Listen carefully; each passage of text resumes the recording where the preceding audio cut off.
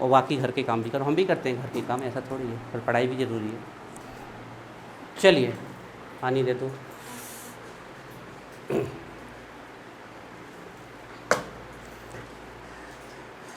देखो सीधी सी बात है, आप लोग को अजीब लग रहा होगा, लेकिन इसमें अजीब लगने वाली बात कुछ भी नहीं, सीधी सी बात है।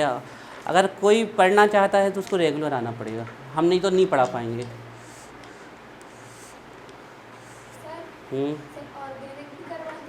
और कराएंगे, आज से ऑर्गेनिक भी कराएंगे पक्का।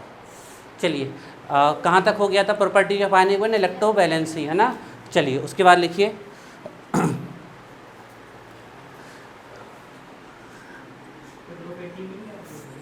जीरो, लिखिए कंपाउंड्स हैविंग, एक ही चीज़ अच्छे से पढ़नी क्योंकि आगे जाके जो क्वेश्चंस होंगे वो आप लोगों को खुद सॉल्व करना है। अगर आप लोग हमारे जैसा हम आपको सिखा रहे हैं, अगर आप भी वैसा पढ़ना सीख गए अच्छे से, तो हम आपको विश्वास दिला रहे हैं भविष्य में कहो आपको कोचिंग बैच किसी चीज़ की ज़रूरत ना पड़े, आप खुद पढ़ना चालू कर दो। लेकिन उसमें टाइम लगेगा, कम से कम 5-6 महीने तो लग जाएंगे। तो जैसा हम सिखा रहे हैं वैसा सीखिए please. Compounds having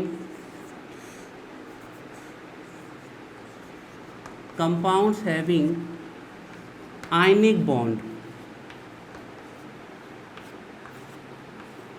are called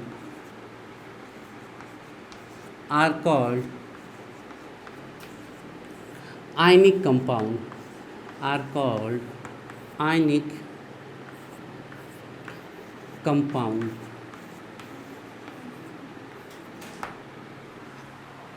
देखिए जैसे हम पन्ना में रहते तो हम पन्ना वाले, कोई सतना में रहते सतना वाले, इसी प्रकार जिसमें आयनिक बॉन्ड है वो आयनिक बॉन्ड वाले।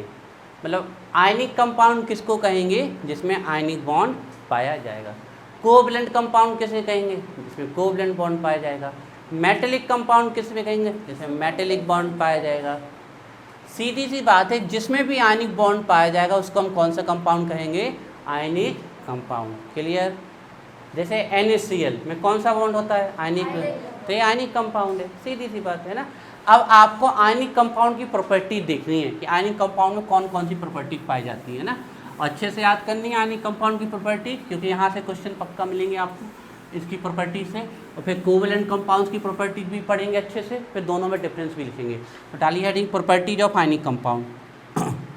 Properties of ionic compound. और जो चीज़ समझ में नहीं आए ना बच्चों, उसको तुरंत टोकोगे तो ज़्यादा फायदे में रहेंगे। रीजन उस समय उसको और अच्छे से एक्सप्लेन कर देंगे हम। तो संकोच में अगर रह गए तो फिर वो चीज़ घर में जाके पढ़ोगे समझ में नहीं आएगी, फिर हम याद कराएंगे। तो हमारे लिए और आपके लिए बहुत अच्छा होगा कि आप तुरंत टोक दें। Properties of ionic compound, properties of ionic compound. नमक सबने देखा है, NaCl पाउडर्ड फॉर्म में तो सबने देखा है, सभी लोग खाते हैं। नमक का एक्चुअल क्रिस्टलाइन स्ट्रक्चर देखा है आपने? क्रिस्टल, पत्थर वाला स्ट्रक्चर, मतलब नमक, खड़ा नमक बोलते हैं जैसे, सबने देखा खड़ा नमक। तो आप उस नमक को अगर गौर से देखोगे लाइट में तो आपको ऐसा लगेगा जैसे इसके अंदर नेटवर्क है, जाल टाइप का ऐसा लगेगा। अब होता क्या है, जब एटम्स और मॉलिक्यूल्स या आयंस आपस में नेटवर्क को बनाने लगे तो इस चीज़ को बोलते हैं लैटिस। लैटिस मतलब होता है नेटवर्क। तो पहली बात, आयनिक कंपाउंड क्या बनाते हैं? क्रिस्टल नेटवर्क बनाते हैं। उस क्रिस्टल नेटवर्क को क्या कहेंगे? लैटिस। कैसे होते हैं? हार्ड होते हैं, सॉलिड होते हैं, हार्ड होते हैं, सॉलिड होते हैं, ब्रिटल होते हैं कि नहीं? What is brittleness? ब्रिटलनेस से आप लोग क्या समझते हैं? आयरन हार्ड है, आयरन हार्ड है, नमक हार्ड है, कांच हार्ड है, गिलास। यहाँ सुनो, यहाँ पर लोहा आयरन हार्ड है, नमक भी हार्ड है, गिलास भी हार्ड है, तीनों हार्ड है, लेकिन तीनों ब्रिटल नहीं है। आप बताओ व्हाट इज द, जो मेल्ट हो जाए तो आयरन भी तो मेल्ट होता है। ब्रिटलनेस मतलब होता है कि अगर आप उस पर चोट करो और उसके टुकड़े टुकड़े हो जाए तो इसको बोलते हैं ब्रिटलनेस। तो आयरन हार्ड है लेकिन ब्रिटल नहीं है, लेकिन गिलास और नमक हार्ड भी है एंड ब्रिटल। तो नमक कैसा होता है, हार्ड के साथ ब्रिटल भी होता है, ये ध्यान रखना है। तो लिखिए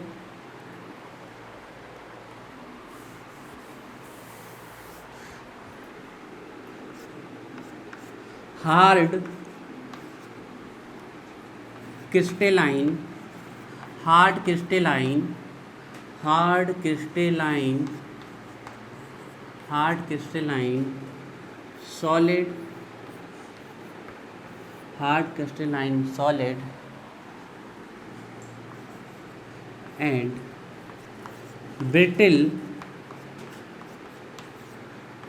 इन नेचर। अब ब्रिटलनेस को याद रखोगे आप लोग, हम कभी भी आपसे पूछ ले ब्रिटलनेस,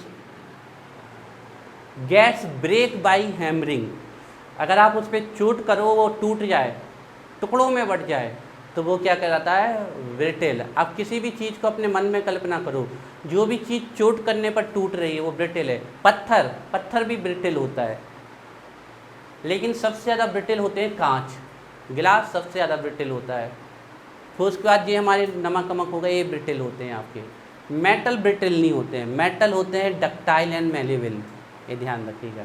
मेटल डक्टाइल होते हैं, उनको अगर आप पीटोगे तो टुकड़े में नहीं जाएंगे, चद्दर बन जाएगी, और गलाओगे तो तार बना लेते हैं ब्रिटल। तो हार्ड होते हैं crystalline, solid, brittle. Crystalline solid का वही मतलब जो होता है नेटवर्क फॉर्म में पाए जाते हैं, एंड ब्रिटल इन नेचर। ठीक है, सेकेंड पॉइंट देखिए, सेकेंड पॉइंट बहुत इंपॉर्टेंट है। बताइए आयनिक बॉन्ड वीक बॉन्ड है कि स्ट्रॉन्ग बॉन्ड है? बहुत स्ट्रॉन्ग बॉन्ड है, ध्यान रखिएगा। आयनिक बॉन्ड और मेटेलिक बॉन्ड सबसे स्ट्रॉन्ग बॉन्ड होते हैं। आप लोगों ने कभी नमक को गला के देखा है? गला के देखा कभी? गला के नहीं देखा होगा।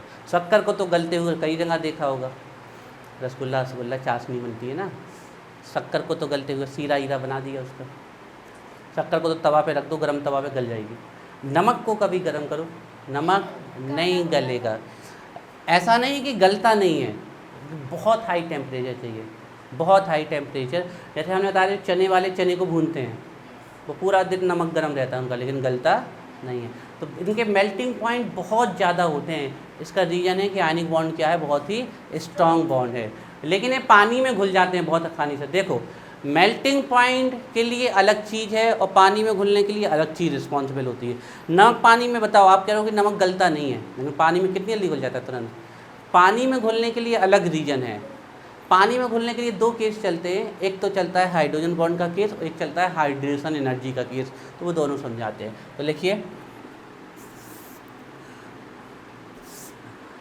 अ वेरी स्ट्रॉन्ग बॉन्ड, नहीं आयनिक कंपाउंड में लिख देना,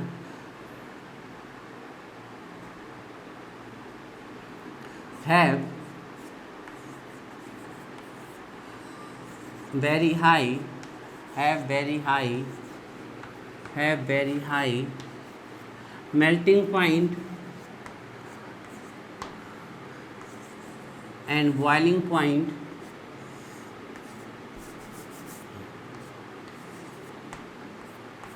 have very high melting point and boiling point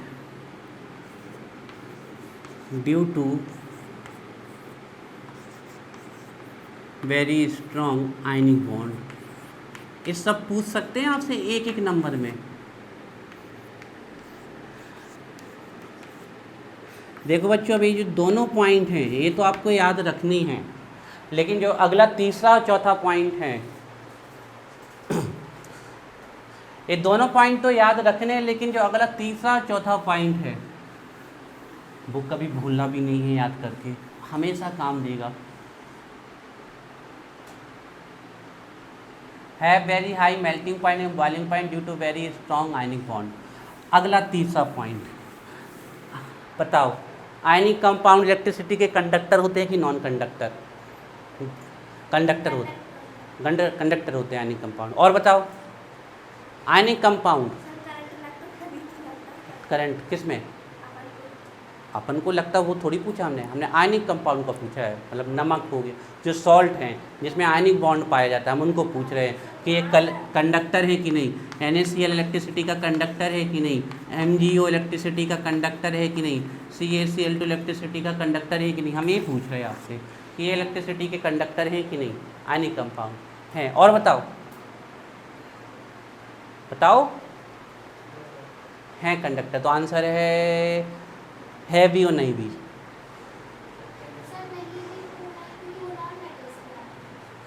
नहीं, ये हम नमक ले आए शुद्ध, गीला विष नहीं होना चाहिए, ध्यान रखना। शुद्ध नमक ले आए, वायर टच कर दो, करंट नहीं लगेगा, करंट नहीं लगेगा। सॉलिड फॉर्म में किसी भी आयनिक कंपाउंड से करंट फ्लो नहीं हो सकता है। ये बैड कंडक्टर होते हैं इलेक्ट्रिसिटी के इन सॉलिड स्टेट, क्योंकि आयनिक कंपाउंड्स में करंट को फ्लो करने के लिए जो काम करता है वो काम करता है आयंस, और सॉलिड स्टेट में इनके पास आयंस होते ही नहीं है। Na पॉजिटिव Cl नेगेटिव, क्या हो गया, न्यूट्रल, कैंसिल। तो सॉलिड स्टेट में कोई भी आयनिक कंपाउंड इलेक्ट्रिसिटी का कंडक्टर नहीं होता है, कोई भी आयनिक कंपाउंड इलेक्ट्रिसिटी का, ये बहुत ही इंपॉर्टेंट क्वेश्चन है। सॉलिड स्टेट में कोई भी आयनिक कंपाउंड, सॉलिड स्टेट में आप उसमें करंट फ्लो करिए, करंट फ्लो नहीं होगा। लेकिन अगर किसी भी आयनिक कंपाउंड को आपने पानी में डाल दिया तो उससे धड़ाधड़ करंट फ्लो, क्योंकि उसमें ये आयन पॉजिटिव चार्ज जाने लगेगा नेगेटिव इलेक्ट्रोड की तरफ और नेगेटिव चार्ज जाने लगेगा पॉजिटिव इलेक्ट्रोड की तरफ। या पानी में नहीं घोलना है तो इनको गला दो, गलाने पर भी ये क्या देते हैं, आयंस देते हैं। तो आंसर क्या होगा, बैड कंडक्टर होते हैं सॉलिड स्टेट में। पूछ ले क्यों, तो आंसर होगा सॉलिड स्टेट में आयंस फॉर्म नहीं कर। गुड कंडक्टर होते हैं सोल्यूशन में या फिर गलाने पर। क्यों, क्योंकि सोल्यूशन में जलाने पर ये क्या रिलीज कर देते हैं, ions. This is the complete answer. इस पॉइंट को हमेशा याद रखना है, ठीक है ना। डालिए हेडिंग मार, तीसरा पॉइंट में हेडिंग डाल लीजिए कंडक्टिविटी।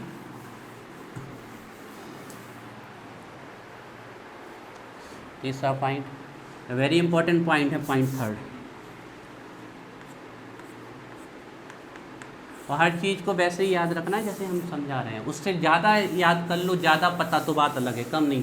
हम आपसे पूछें सॉल्युबिलिटी ऑफ आयनिक कंपाउंड तो आपको हमें एक्सप्लेन करना है पूरी।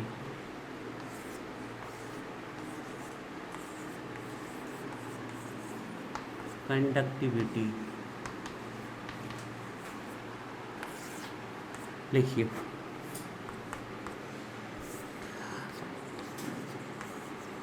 वेट कंडक्टर या इंसुलेटर भी लिख सकते हो।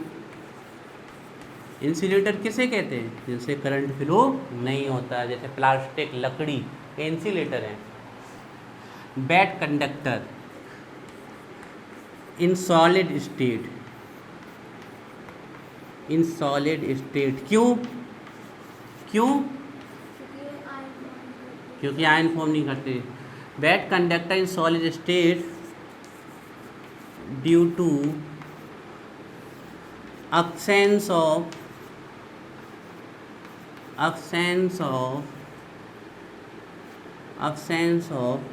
free ions, ब्रैकेट में लिख लेना positive and negative. Bad conductor in solid state due to absence of free ions. Continue करिएगा। बट कंटिन्यू करिएगा। But good conductor, but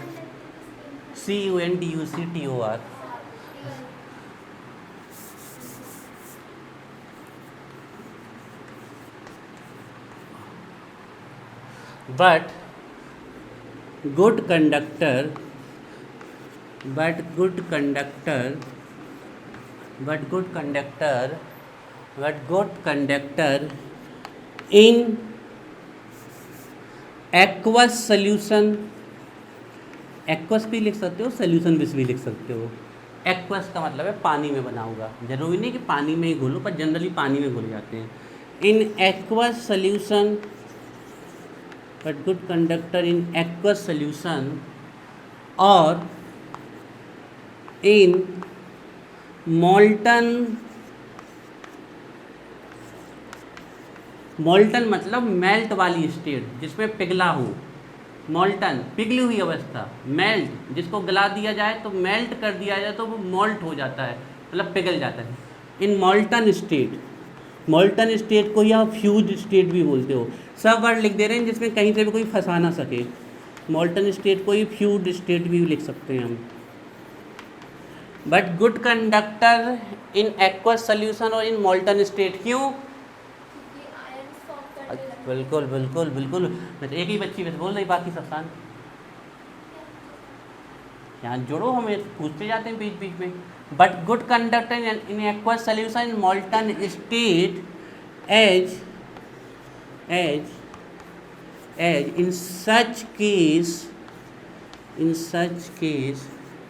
in such case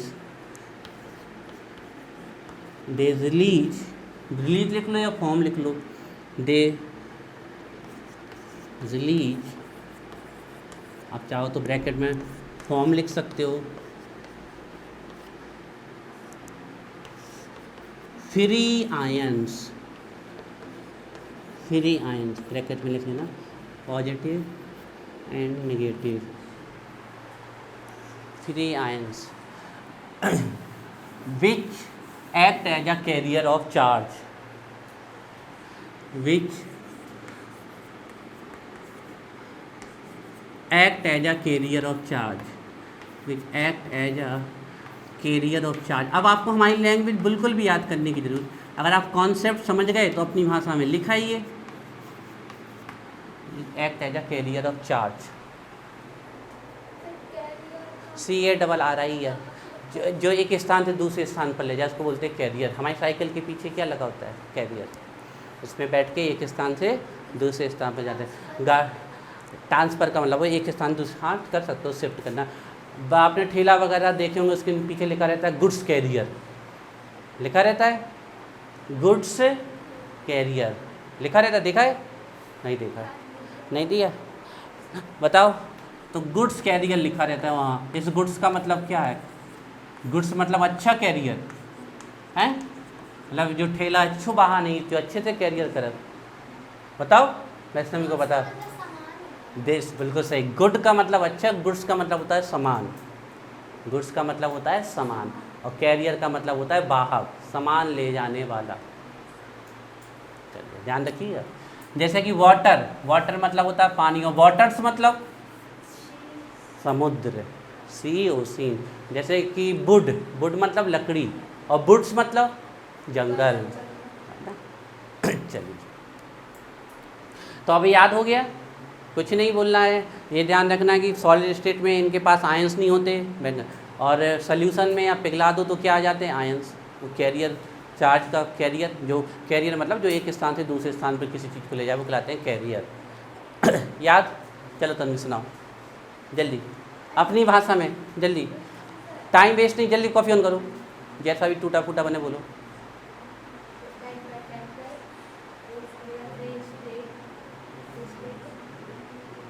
बोलते जाओ जैसे ही बोल रहा है, रुको नहीं, नहीं बिल्कुल रुको नहीं, बोलते जाओ, टाइम वेस्ट नहीं।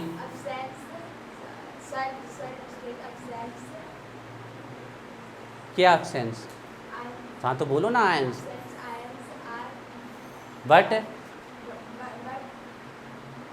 बट क्या? अच्छे कंडक्टर हैं, गुड कंडक्टर। कब? जब घोल दो या गला दो तो बोलो ना। In solution in molten state, molten state नहीं नहीं देखना नहीं है, इन सोल्यूशन मोल्टन स्टेट। समझ में आया तो विशुद्ध शब्दों में बोलो, क्या दिक्कत है? नहीं हिंदी में नहीं, इंग्लिश में है। इसलिए क्योंकि फिर आप अगर इंग्लिश लैंग्वेज से पढ़ रहे हो तो फिर इंग्लिश में ही बोलो, हिंदी में पढ़ते तो आप हिंदी में बोलते। इन सोल्यूशन और इन मोल्टन स्टेट, क्यों? एज फॉर्म्स आयंस, वे क्या ले जाते हैं? तो बोल दो which act as a carrier of charge. नहीं बोलना इतना ना, which flow charge, which migrate charge. Migrate मतलब एक प्लेस से दूसरे। हो गया याद बेटी तक? सुनाओ।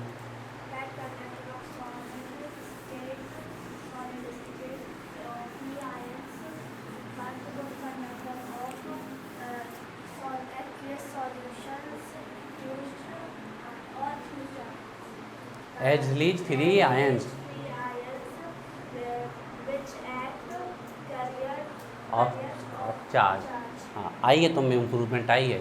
3 दिन पहले तुम से बिल्कुल आवाज़ नहीं निकल रही थी तुम्हारी, आज तुमने कम से कम टूटा फूटा बोल तो दिया, आई है थोड़ी सी इम्प्रूवमेंट आई है। वैसे यही चीज़ को और डेवलप करना है। एग्जाम्पल लिख लो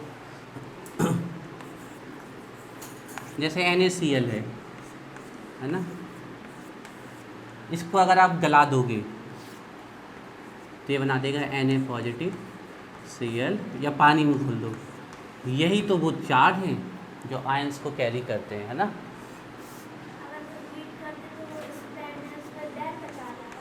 हाँ केमिस्ट्री के लिए कभी भी आप किसी चीज़ को गर्म कर रहे हो तो या तो डेल्टा का साइन बना दो या हीट लिख दो, जैसे KCl है बनाएगा K positive plus Cl negative. चलिए तो ये अच्छे से याद रखना, बहुत ही खास पॉइंट है।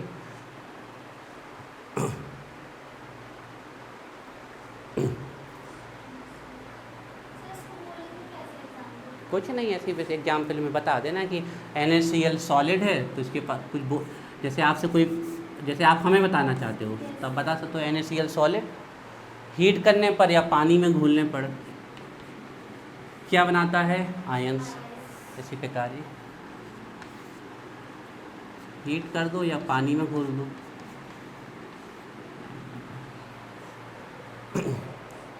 हीट लिख सकते हो, डेल्टा का साइन बना सकते हो, जरूरी नहीं आप यही एग्जाम्पल दो, आप अपना कोई एग्जाम्पल दे सकते हो, CaCl2 NGO कुछ भी, ठीक है। अब बात आई सॉल्युबिलिटी, ये पॉइंट भी खास है, ठीक है, कि आयनिक कंपाउंड पानी में घुल क्यों जाते हैं, ये बात भी बहुत अच्छे से याद रखोगे। चलो पॉइंट नंबर 3 सॉल्युबिलिटी। बताओ नमक पानी में घुलता है?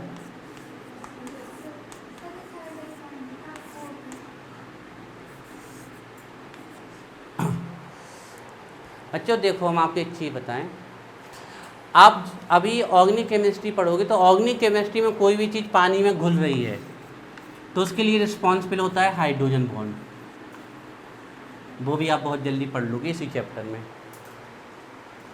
लेकिन आयनिक कंपाउंड पानी में घुल रहे हैं उसके लिए हाइड्रोजन बॉन्ड नहीं होता है रिस्पॉन्सिबल, क्योंकि हाइड्रोजन बॉन्ड बनते ही इनके साथ है FON के साथ।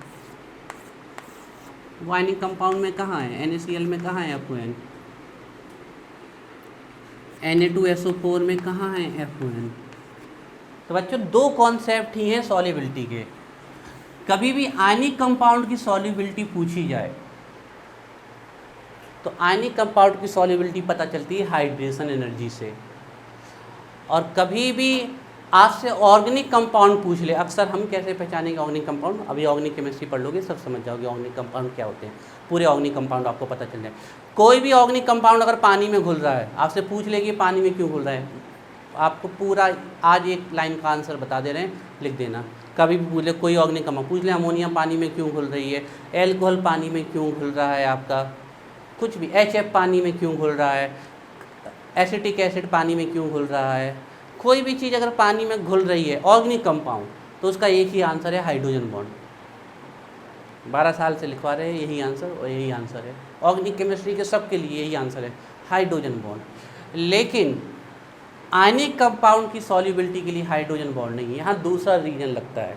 देखिए जैसे ये NaCl है, ठीक है, जब आप इसे पानी में घोलोगे तो सबसे पहले ये अपने आयंस बनाएगा, Na पॉजिटिव और Cl नेगेटिव, ठीक है। इन आयंस को तोड़ने के लिए जो एनर्जी लगती है उसको बोलते हैं लैटिस एनर्जी। इसे क्या बोलते हैं, लैटिस एनर्जी का मतलब होता है लैटिस को तोड़ने वाली एनर्जी। लैटिस मतलब क्रिस्टल या जाल। अब NaCl जाल में बैठे हैं NaCl, तो इनको जाल से तोड़ना है, तो जाल से जब आप इसे तोड़ोगे तो ये Na पॉजिटिव और Cl नेगेटिव में जाएगा। This is the lattice energy. आप खुद देख लो, तोड़ने के लिए एनर्जी दी ना, तो एनर्जी कैसी होती है, पॉजिटिव। मतलब जब आप नमक को पानी में डालते हो ना तो सबसे वो लोग किस में टूटता है, वो अपने आयंस में टूटता है, Na पॉजिटिव Cl। फिर ये Na भी और Cl नेगेटिव भी ये दोनों पानी से रिएक्शन करेंगे। Na पॉजिटिव भी पानी से रिएक्ट करेगा और पानी में घुलना चालू कर देगा, तो Na पॉजिटिव से ये बन जाएगा Na एक्वस। एक्वस का मतलब क्या? पानी। इसका मतलब है Na पॉजिटिव पानी में घुल चुका है। Cl नेगेटिव से क्या बन जाएगा? Cl negative aqueous. इसका मतलब है पानी में क्या हो चुका है? घुल चुका है। पानी में घुलते समय जो एनर्जी रिलीज होती है उसे बोलते हैं हाइड्रेशन एनर्जी, और ये हमेशा रिलीज होती है। सुनो यहाँ ध्यान से, फिर से ध्यान से इस कॉन्सेप्ट को। जब आप किसी आयनिक सॉलिड को घोलते हो तो सबसे पहले वो अपने आयंस में टूटता है। अभी इसको हम समझाएंगे बॉर्न हेबर साइकिल में और अच्छे से। जब किसी आयनिक सॉलिड को आप घोलते हो तो सबसे पहले वो अपने आयंस में टूटता है। आयंस में जब टूटता है तो अपने आप नहीं टूटता है, ये एनर्जी लेता है, पानी से एनर्जी लेता है, अपनी सराउंडिंग से एनर्जी लेता है, और फिर जाके ये टूटता है। और एनर्जी ये लेता है, टूटता है, क्योंकि ये टूटने के लिए एनर्जी ले रहा है, तो ये एनर्जी पॉजिटिव होती है और लैटिस को तोड़ रहा है, जाल को तोड़ रहा है, इसलिए इसको बोल दिया लैटिस एनर्जी, पॉजिटिव। इसके बाद ये टूटे हुए आयंस पानी में जाके घुलना चालू होते हैं, इससे रिएक्ट करना चालू करते हैं। तो Na पॉजिटिव पानी इसमें घुलना चालू करेगा, Cl नेगेटिव पानी में घुलना चालू करेगा, और जब ये पानी में घुलना चालू करेंगे तो एनर्जी रिलीज होती है, इसको बोलते हैं हाइड्रेशन एनर्जी। ठीक है ना, ये लैटिस एनर्जी हो गई, ये हाइड्रेशन एनर्जी हो गई। अब देखो इसमें एक एंडोथर्मिक प्रोसेस है और एक एक्सोथर्मिक प्रोसेस है। अब आप लोगों को एक चीज़ हमने बताई थी, केमिस्ट्री का एक नारा है कि जितनी कम एनर्जी होगी उतनी ज़्यादा क्या होगी? स्टेबिलिटी होगी। ये केमिस्ट्री का नारा है। तो देखो, तोड़ने में आप एनर्जी दे रहे हो और जब वो घुल रहा है तो एनर्जी क्या कर रहा है? निकाल रहा है। ध्यान से सुनना, मान लो तोड़ने में जो एनर्जी लगी वो लगी 100 जूल, 100 जूल लगी, मतलब NaCl जब अपने Na पॉजिटिव और Cl नेगेटिव आयंस में गया तो इसने 100 जूल की एनर्जी ली, है ना, ली तो हम प्लस साइन लगा दे रहे हैं। और जब Na पॉजिटिव और Cl नेगेटिव पानी में घुला तो इसने 150 जूल की एनर्जी निकाल दी, 150 जूल की एनर्जी निकाल दी। बताओ एनर्जी घट रही कि बढ़ रही? घट रही ना, क्योंकि ली कितनी है? 100, और निकाल कितनी दी? तो बताओ स्टेबिलिटी आएगी कि अनस्टेबिलिटी? स्टेबिलिटी आएगी कि अनस्टेबिलिटी? स्टेबिलिटी। हमने बताया ना कि जितनी कम एनर्जी उतनी ज़्यादा स्टेबिलिटी, और अगर स्टेबिलिटी आ रही है तो वो चीज़ हो जाएगी, ये ध्यान रखना।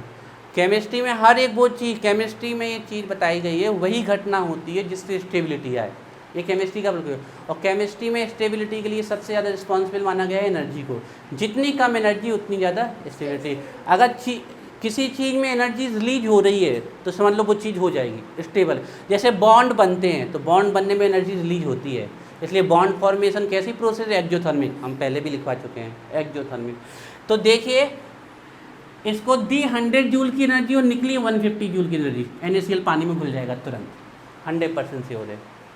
लेकिन अगर ऐसा कहीं हो जाता कि टूटते समय इसने 100 जूल की एनर्जी ली और निकालते समय इसने 50 जूल की एनर्जी निकाली, तो फिर ये पानी में नहीं घुलेगा, ये नीचे जाके प्रेसिपिटेट हो जाएगा। मतलब आप उसे कितना भी पानी में घुलोगे वो पानी में नहीं घुलेगा। जब तक आप उसको हिलाते रहोगे वो पानी में ऐसे आपको सस्पेंडेड दिखेगा, थोड़ी देर पानी में शांत होगा तो वो कहाँ आ जाएगा? नीचे आ जाएगा। इसको बोलते हैं डिससॉल्व होना, मतलब अनडिजॉल्व होना बोलते हैं इसे। तो किसी भी आयनिक सॉलिड के लिए सॉल्युबिलिटी चेक की जाती है लैटिस एनर्जी और हाइड्रेशन एनर्जी। अगर हाइड्रेशन एनर्जी ज़्यादा हुई तो वो घुल जाएगा, और अगर लैटिस एनर्जी ज़्यादा हुई तो वो घुलेगा नहीं, वो प्रेसिपिटेट हो जाएगा। बात समझ में आ रही है क्या कह रहे हैं हम? हाइड्रेशन एनर्जी ज़्यादा होगी तो वो घुल जाएगा, और लैटिस एनर्जी ज़्यादा होगी तो वो नहीं घुलेगा। ये आयनिक सॉलिड के लिए कॉन्सेप्ट होता है, आपके ये ध्यान रखना है। ग्रुप फर्स्ट और ग्रुप सेकंड के, ग्रुप फर्स्ट के और ग्रुप सेकंड के जितने भी आयनिक सॉलिड होते हैं वो पानी में बहुत तेज़ी से घुलते हैं। उसका रीज़न है कि वो पानी में घुलने पर बहुत एनर्जी निकालते हैं, मतलब उनकी हाइड्रेशन एनर्जी क्या होती है? ज़्यादा। हम आपको थोड़ा सा एहसास कराते हैं इसका, बहुत ज़्यादा तो नहीं होगा लेकिन थोड़ा सा हो जाएगा। आप कभी पानी में नमक घोलना तो पानी उतना ठंडा नहीं रह जाएगा पहले जितना, राइट? उतना तो यार ऐसा नहीं कह रहे हम कि बिल्कुल गर्म हो जाएगा, लेकिन पहले जितना ठंडा नहीं रहेगा, ये एक गारंटेड है। हल्का सा वो उसकी कूलनेस घट जाती है। इसका रीज़न ही होता है कि नमक जब घुलता है तो वो एनर्जी रिलीज करता है।